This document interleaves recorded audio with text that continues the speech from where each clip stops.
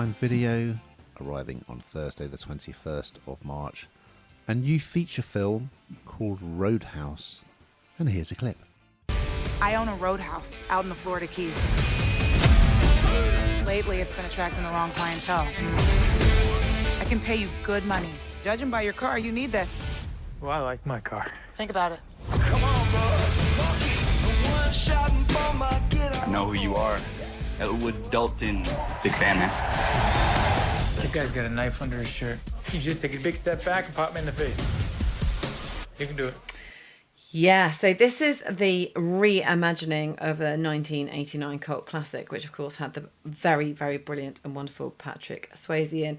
And instead, this time round, we have Jake Gyllenhaal starring, and he's just so brilliant in this part, I think, because it's pretty hard to not fill the shoes off because it is a reimagining, but Patrick Swayze, it's pretty hard, isn't it? And it takes a brave person to do that.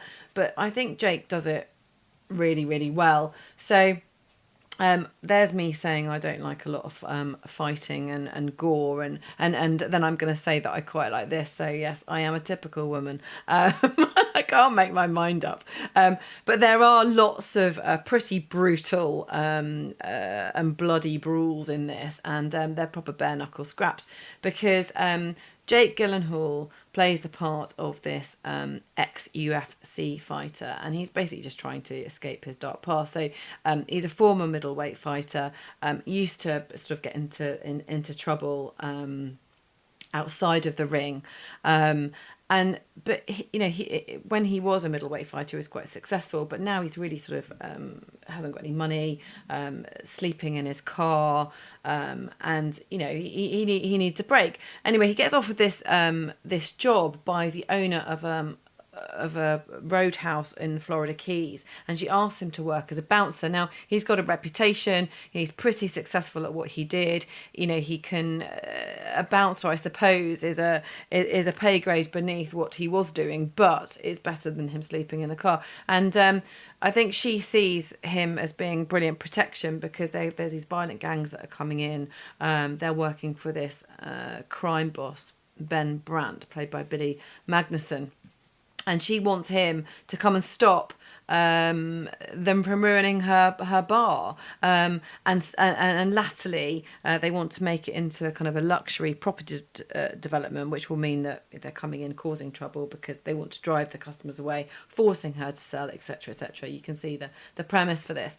And he's got these amazing fighting skills. He can sort of... We've seen this a number of times before in many other films and series, but it can recognise when someone's trouble, can outwit, very quick duck dive, see when someone's got a knife in their pocket, etc., etc. So he plays it really well. I don't think he hams it up particularly. I thought he might. He doesn't.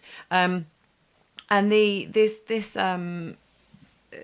the other person that plays a big part in here is Irish UFC champion fighter Conor McGregor, and this is his first film role. Now, we have seen people go from sort of the ring, also from kind of sporting personalities, I suppose, going to films. I mean, I didn't mind him in this actually. But I think when we were saying earlier that Jake didn't kind of ham the part up, it did feel a bit hammed up. I thought on his part, it felt a bit kind of. I suppose, try hard, as in hard to be hard. And he kind of doesn't need to be because his stature and his physique, dictates that he's pretty scary. But his voice isn't as scary as his body somehow. It doesn't kind of work together. But you see the two come up against each other. And it... I don't know, I actually really enjoyed it. As I say, I know I'm a person of contradiction because I don't like really bloody things, and there is plenty of that, and that awful head butting and kind of bone against bone is pretty grim. But I did really enjoy it, and I think it's one to watch. What do you think, Ian? Well, the Patrick Swayze original film is one of my all-time guilty pleasures. I've still got the DVD. I absolutely love it, even though it's like super cheesy. It's just great. I love it. And Gyllenhaal is great as Dalton. I mean, for one thing, my God, he is ripped, isn't he? He looks so muscly, incredible.